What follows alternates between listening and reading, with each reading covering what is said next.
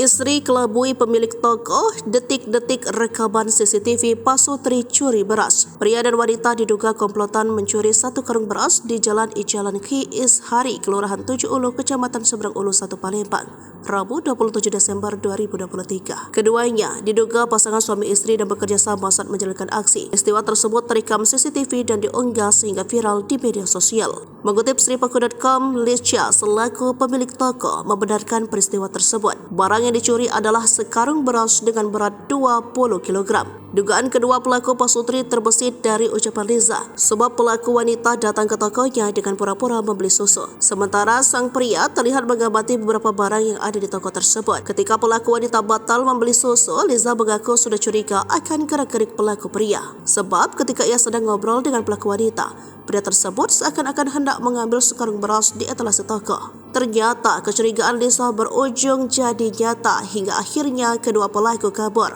Terkait pelaku, Liza belum mengetahui identitasnya dan menduga bukan berasal dari warga setempat. Sejauh ini peristiwa tersebut belum ia laporkan ke polisi meski menderita kerugian Rp300.000.